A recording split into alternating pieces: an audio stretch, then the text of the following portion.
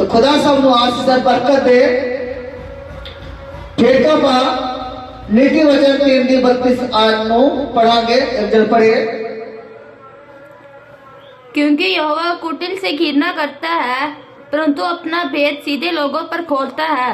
Hallelujah hallelujah. वचन के विचार की देखिया यहोवा जब परमेश्वर किससे घृणा करता है? किससे घृणा करता है? कुटिल से। कुटिल से। कुटिल कौन है? जिड़ा बुरा सोच दे, बुरा कर दे और फिर कहते मुझे कौन देखने वाला है। बुरा करके भी वो अपना आप को साफ क्लियर कर देते हैं कि मैंने बुरा नहीं किया, मैंने चोरी नहीं की। तो परमेश्वर उससे कहता है मैं तेरे कामों को जानता हूं, इसीलिए मैं तुझसे क्या रखता हूं, क्या करता हूं, घृणा करता हूं। हो सकता है उस मनुष्य को संसार अच्छा समझे, जो मेरे अच्छा काम करने वाला है, लेकिन परमेश्वर उसे घृणा करता है और वचन से लिखा वो कभी भी परमेश्वर के जोगे नहीं ठहर सकेगा। Hallelujah hallelujah. सो इस जगह के विच अपन एक चीज और देखते हैं, परमेश्वर की कह रहे हैं सीधे मन वाले। हालेलुया।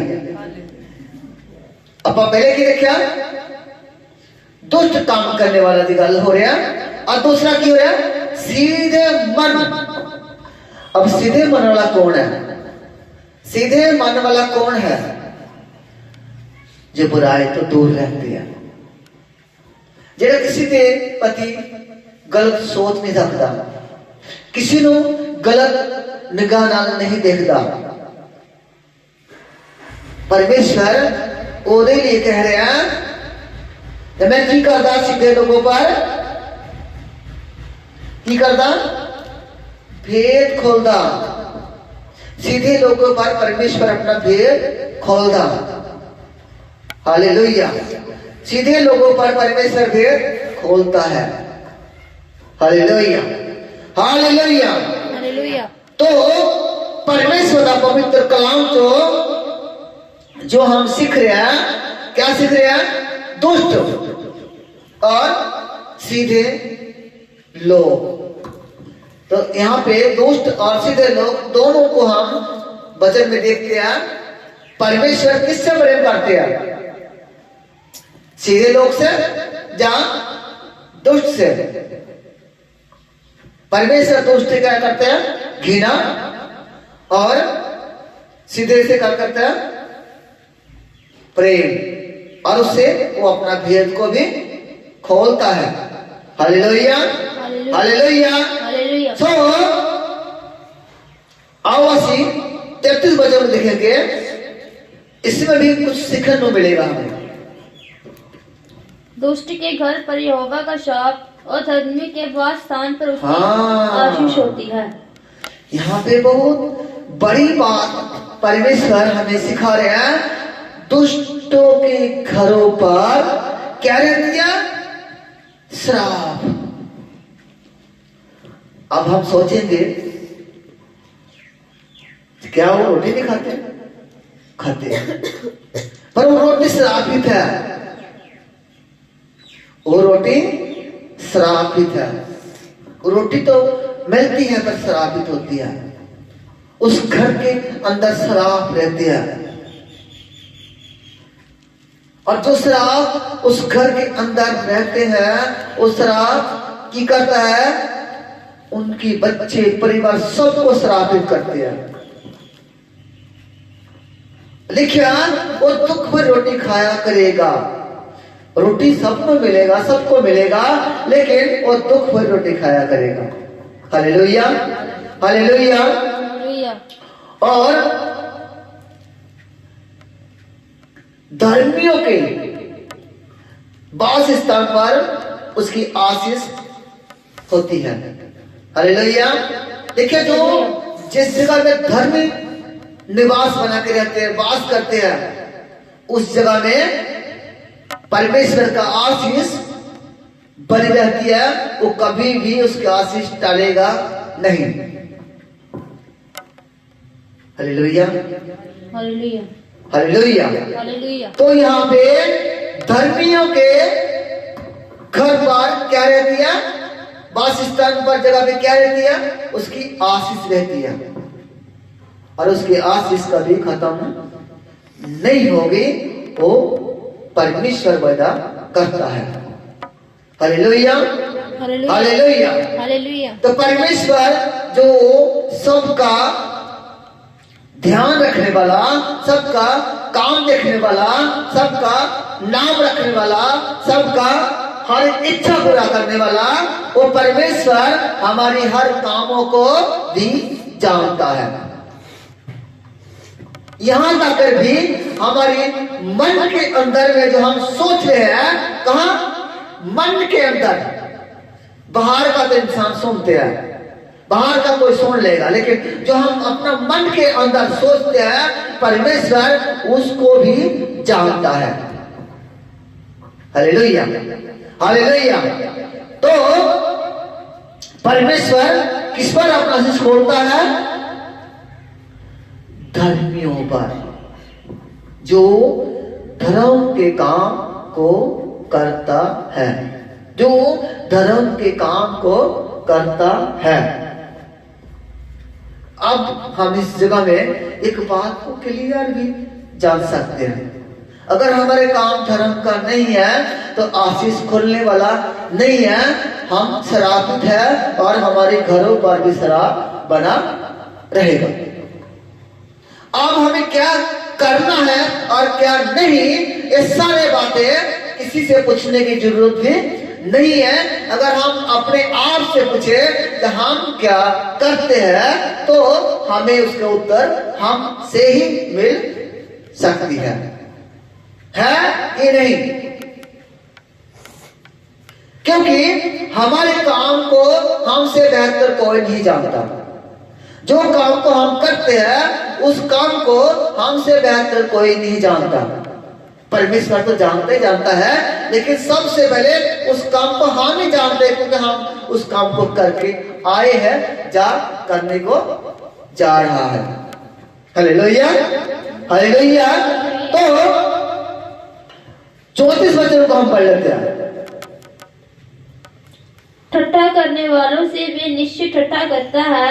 और इस जगह में परमेश्वर एक बात क्लियर कर रहे हैं, जो परमेश्वर से ठट्ठा करता है, बहुत है करने वाला, ठट्ठा करने वाला बहुत है। और वो हो सकता है कहता भी होंगे, लो इस जगह तो बड़े रब कर रहे हैं, है ना? बहुत सारे लोग ठट्ठा भी करते होंगे। उसके लिए परमेश्वर अपने वचन में साफ बता रहे हैं, जो ठट्ठा मुझसे करता है, मैं उससे भी ठट्ठा करूंगा। जब परमेश्वर ठट्ठा करता है तो आप सोचो क्या कुछ हो सकता है। Hallelujah, hallelujah. और फिर परमेश्वर की कह रहा है, हाँ पढ़े पढ़े। ठट्ठा करने वालों से निश्चय ठट्ठा करता है और दीनों पर अनुग्रह करता है। हालेलुया। किस पर अनुग्रह करता है? दीनों पर। किस पर? दीनों पर। किस पर? दीनों पर। जो रात और दिन परमेश्वर के नाम को जोराते रहते हैं और उसको पुकारते रहते हैं, और उसकी डर और खौफ रखते हुए परमेश्वर के वचन को पूरा करते हैं, उसको परमेश्वर इस जगह में बहुत ही एक अहम चीज को बता रहे हैं, उस पर वो दया अनुग्रह करता है। जी, परमेश्वर जिस पर दया करता है उस पर परमेश्वर किसी बात की घाटी होने नहीं देता, उसे कभी गिरने भी नहीं देता, उसे कभी छोड़ता भी नहीं है। कहीं ना कहीं हम लोग लालच में पड़ के हम परमेश्वर के अनुग्रह को खराब कर भी देते हैं। कभी कभी हम लालच में पड़ जाते हैं। आओ हम एक वचन और देख लेते हैं, उसके 13 वचन को पढ़ेंगे दिन का। क्या ही धन्य है वह मनुष्य जो बुद्धि पाए और वह मनुष्य जो समझ प्राप्त करे। हालेलुया। अब इस जगह में क्या है? क्या ही धन्य है वह मनुष्य जो बुद्धि पाए और जो समझ प्राप्त करे। क्योंकि जिन्हें जब तक हमारे पास बुद्धि नहीं है, समझ नहीं है, तब तक हम परमेश्वर के अच्छे काम को कर भी नहीं सकते हैं, ना तो हम समझ सकते हैं। हालेलुया। सबसे पहले हमें किसकी जरूरत है? बुद्धि की। और उसके लिए क्या कहा गया? क्या ही धन्य है वो मनुष्य क्या पाए? बुद्धि। हालेलुया। तो बुद्धि के बिना हम क्या है? ठट्ठा करने वाले हैं। बुद्धि के बिना हम क्या है? दुष्ट काम करने वाले हैं।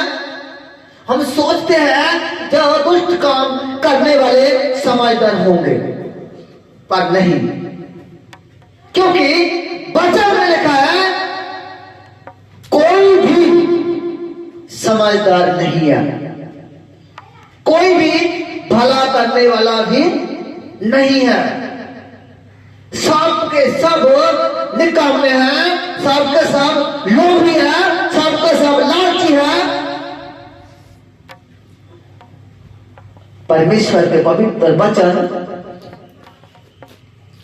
जब हम रोमियो का पत्री उसकी 3 की 9, 10, 11 को पढ़ते ऐसे लिखा है कि कोई भी समझदार नहीं, कोई भी बुद्धिमान नहीं और कोई भी परमेश्वर को खोजने वाला भी नहीं है।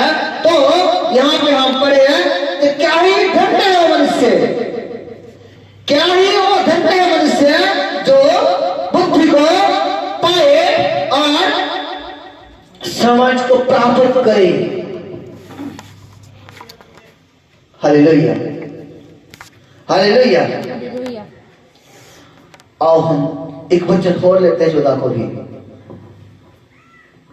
क्योंकि बुद्धि की प्राप्ति चांदी की प्राप्ति से बड़ी। हाँ, हम सब इस संसार में किस चीज किसके खोज में रहते हैं?